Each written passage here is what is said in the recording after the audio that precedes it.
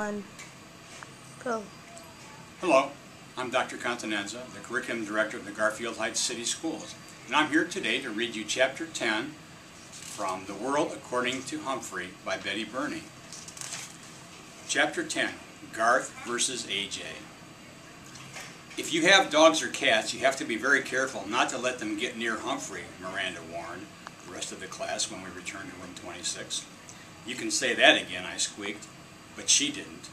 I still consider Golden Miranda to be a special friend, and I had a very clean cage to show for my weekend, as well as a new respect for rubber bands.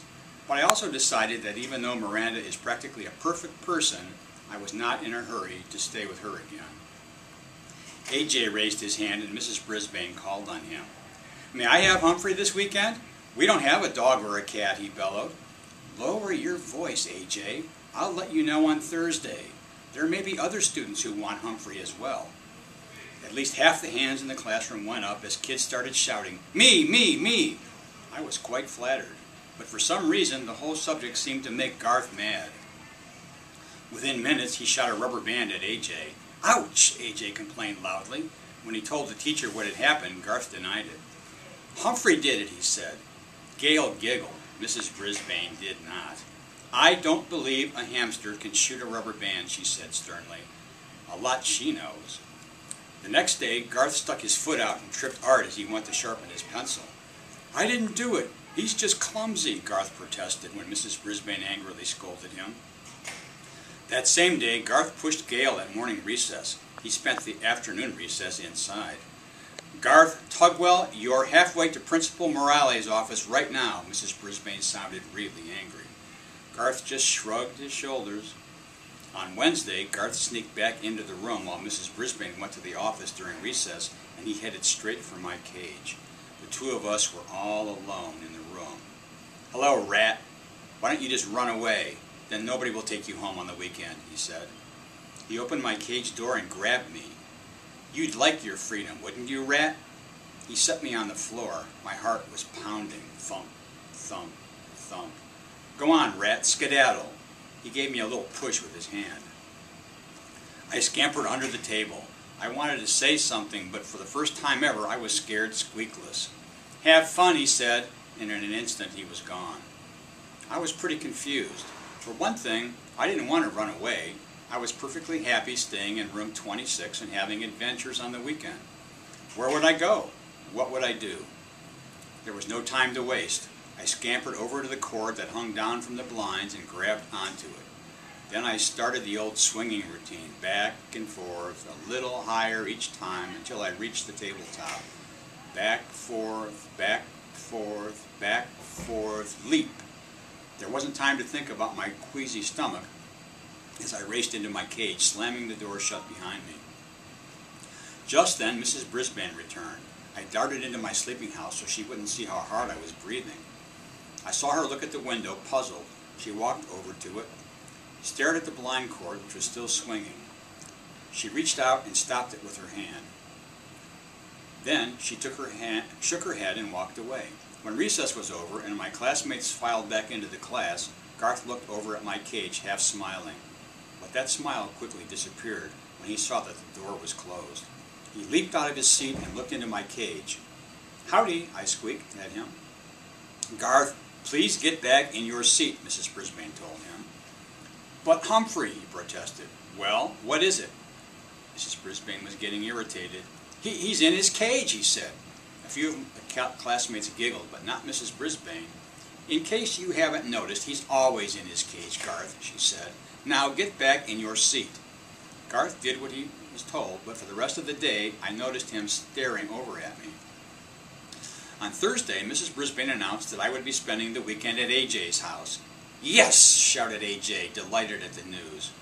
A few seconds later, a whole series of rubber bands hit AJ on his neck, shoulder, and head. "Cool it, Garth," yelled AJ, jumping out of his chair. "Man, I'm tired of these rubber bands." Garth acted innocent. "I don't know where they came from. They could have come from anywhere." "Garth did it," Heidi said. "I saw him." Mrs. Brisbane didn't remind Heidi to raise her hand, but she did tell Garth to stay in during recess. "Not fair," Garth muttered under his breath. When the bell rang for recess, Garth stayed in his seat. Mrs. Brisbane closed the door when all the other students had left and walked to his desk. Normally, I would have been napping at this time, but I was wide awake and wondering what that boy had to say. Garth, you've been acting strangely lately. You never got into trouble at all until 2 weeks ago. Now you're shooting rubber bands at people and disturbing the entire class. Can you tell me why? Garth slowly shook his head. No. Your grades are slipping too. Has something changed in your life? Garth slowly shook his head again. How about at home? Is anything wrong? Garth didn't shake his head. He didn't move a muscle. Should I talk to your parents about your behavior, Garth? Garth's face got very red. No, he said with a choking sound. Mrs. Brisbane moved closer and put her hand on Garth's shoulder. Tell me what's wrong. My mom's sick, he said. Real sick. Tears ran down his cheeks. I was feeling a little teary-eyed myself. How sick? Mrs. Brisbane asked. She lost all this weight and she was in and out of the hospital and now she's just tired all the time. And Garth didn't try to finish his sentence. Garth wiped away the tears with tissue Mrs. Brisbane had handed him. That's why I can't take Humphrey home. My dad says we can't let anything bother Mom. Well, my little brother bothers her and we let him in the house. Mrs. Brisbane smiled slightly. Humphrey's a big responsibility, Garth. That's why I don't take him home. My husband's been sick too. Did you know that? Garth shook his head no. So I know what it's like. Listen, I'll make a few calls tonight. Maybe we can find a way for you to spend some time with Humphrey, she said. But he hates me, I squeaked. I'd like to, said Garth. Huh? I was confused. But you have to promise me that you won't disrupt the class anymore, Mrs. Brisbane told him. Is that a deal? Garth nodded. Deal. As you know, I'm very good at coming up with plans to solve human problems. Very, very good. But try as I might, I couldn't imagine what Mrs. Brisbane's plan to get Garth to spend time with me could be. I was still trying to figure it out when Aldo arrived that night. Humphrey, my man, he yelled when he opened the door. I almost fell off my wheel. You are the most handsome, intelligent hamster in the world, and I am the luckiest man in the world, because I am dating the most beautiful woman in the world. Aldo swept his way toward my cage, then lowered his voice. But don't tell anybody I said so, not yet. After all, Maria and I have only been out 3 times, but oh, what times we've had. He pulled up a chair and sat very close to me. And it's all thanks to the Moonlighters Club. And that clipping over there, he pointed toward the spot where the overhead projector had once stood. And you, I know you had something to do with it. I just can't figure out what. Anyway, don't tell anybody, but someday I'm going to marry Maria. And when I do, I want you to be the best man, or best hamster, I guess. I really mean it. If you were a guy, I'd buy you a hamburger. He reached in his pocket and pulled out a little piece of foil. Instead, I got you this. He unwrapped a piece of carrot and put it in my cage. Thank you, Aldo, I squeaked. I wish you lots of happiness. I knew you'd be happy for me, Humphrey. Aldo smiled and then jumped up. Woo! I've got so much energy I can clean this room in half the time.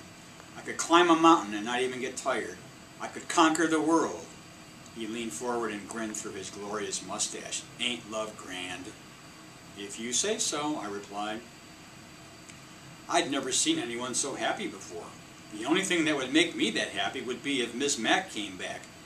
She's not coming back, and I'm still stuck with Mrs. Brisbane, and she's stuck with me.